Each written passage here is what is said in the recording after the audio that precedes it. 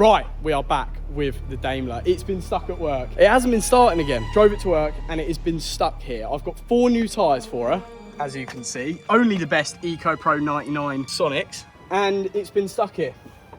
We've had no end of success with this car so far, and we've been trying everything. We've still got the dual battery setup going on in the boot. I've been charging the batteries, uncharging them, this, that. We've been hooking it up. I even started pulling the parts cannon. We started firing it up. We fitted 2 new ignition coil units here and here.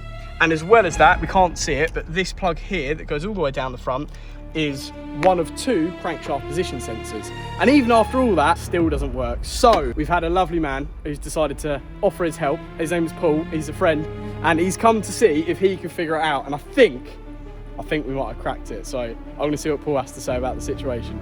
Well, yeah, I mean, we checked all the basics to it. So we've got a positive going to the coils, but we didn't have a switching going to the ignition coils. So then getting further and further back into things, we think we found the engine ECU in the back. We found the ignition amplifiers under the front there. They've got power to them. It's just basically checking wiring, and it all seems to be working. We found the crank sensor at the back of the engine as well. We tested that.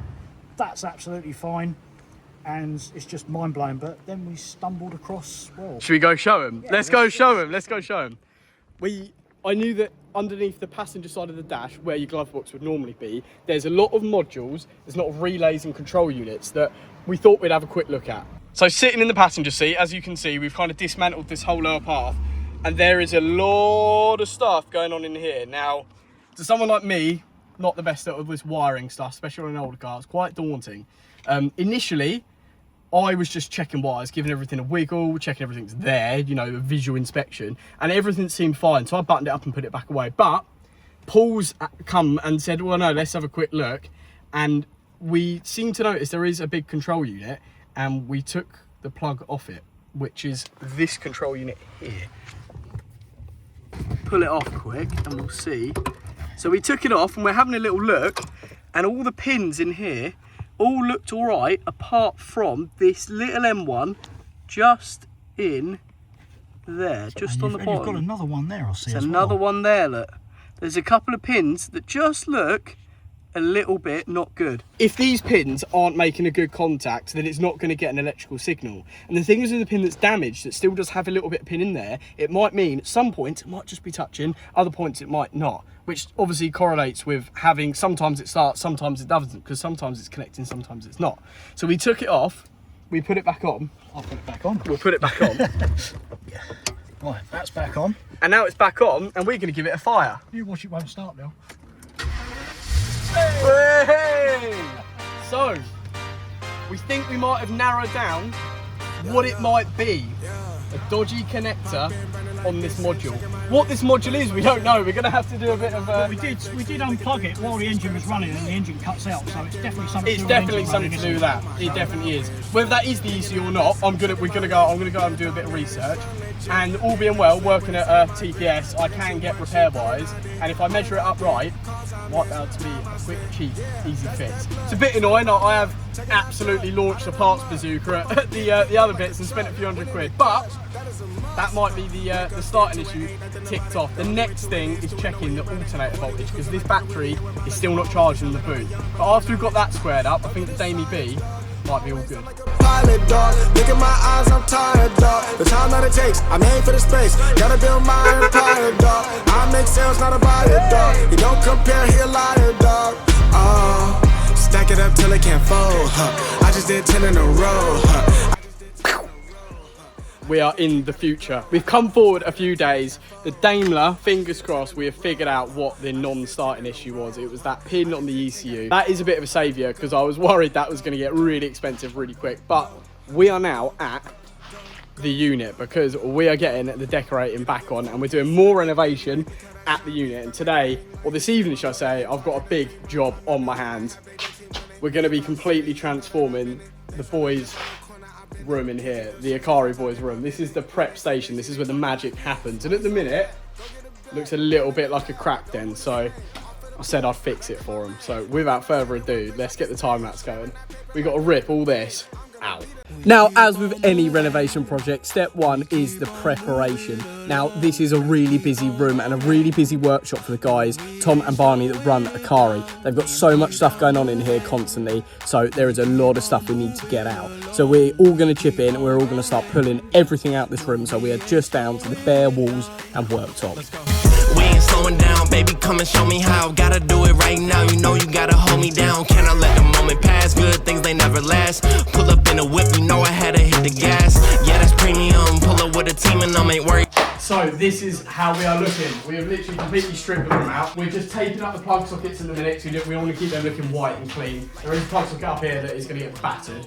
And then we're basically going to just neaten it all up, prep it pretty much, and then tool out. And we've got another tool that I need to show you guys at home because it's pretty sick. Gon' phase us, ain't never gon' let a lame say what they just made up. I never take a pay cut, we getting what we worked in. I never change the blueprint cause we know it's really working. Moving. We keep on moving. So we're using the Tiswell Shark 600, which is another model Tiswell have sent out for me for this video. So big up to Tiswell. I'm going to be showing you guys exactly how this thing works, all the capabilities, all the functions. I think there is pros and cons between this one and the old one we used in the last video. We're going to compare both of them today, tell you guys what we reckon is the best one. We ain't dying, never sleep, never sleep, never. The moment that you rest your head, they think they can't compete. If you gotta skip steps, then the plan is not complete. Get your reps in, get your reps in, get your. Never rest on a past success you got. Now, to use the Shark and the sprayers, what you need to do is undo the can.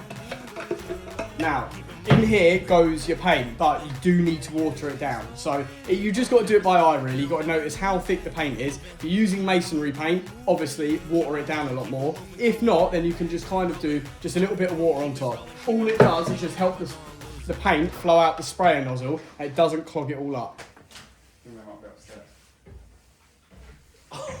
Oh my god! You just lost like at least a litre of paint.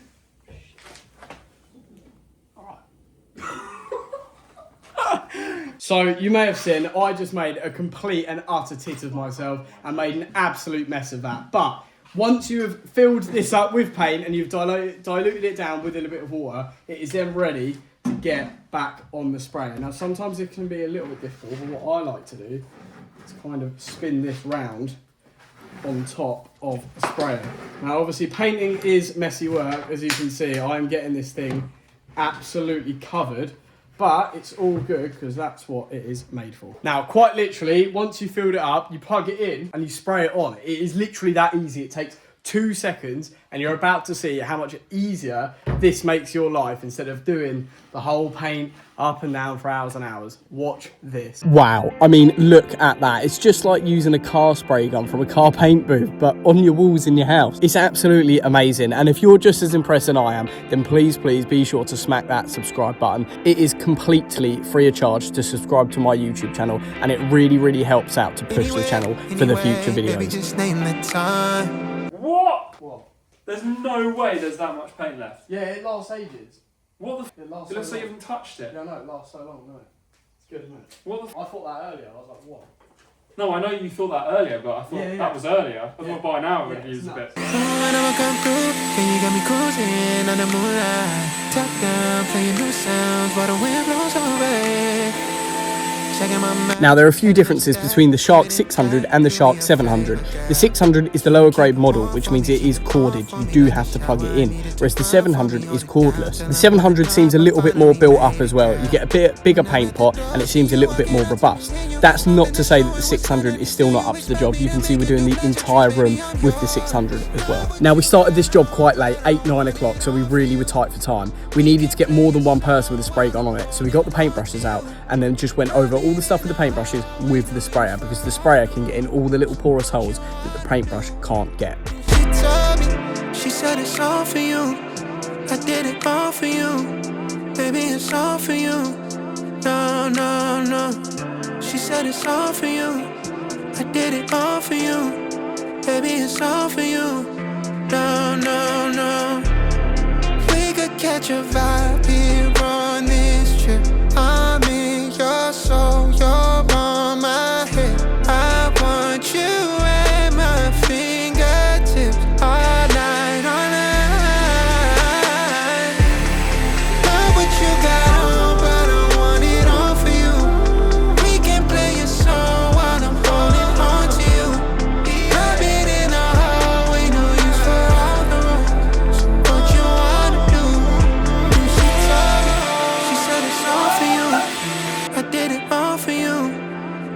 it's all for you.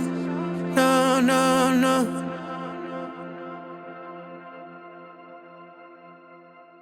This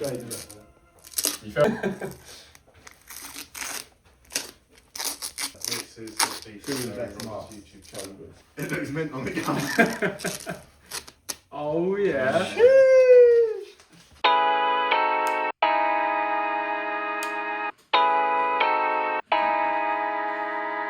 It's time for the boring bit, putting all the tools back, but no workshop is complete without its tools. Let's get it in.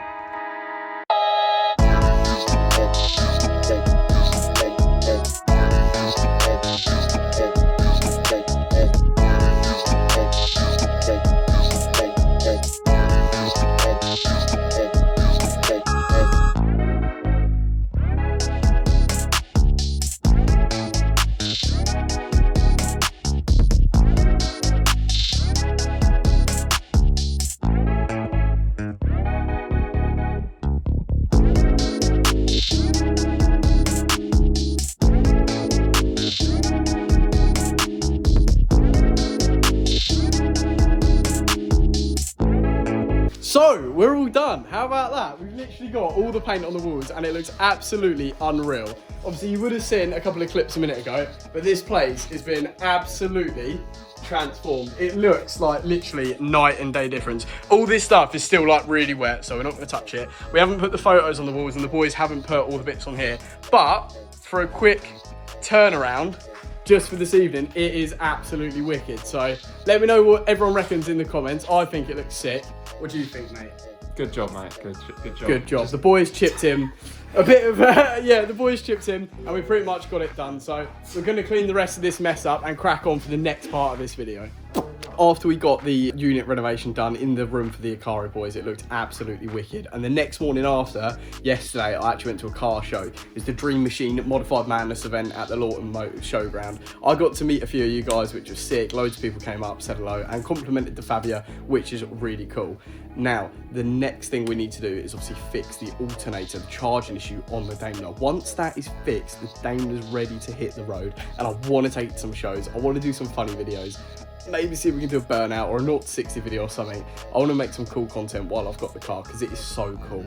So hopefully, all being well, the next video we're going to be seeing is alternator, either replacement or fixing, new tyres, and a full-on clean and detail to get the Daimler B back to its former glory. But yeah, if you did enjoy this video, then please smash that like button, smash that subscribe button. I'll see you guys next week for next week's instalment. See you later. I want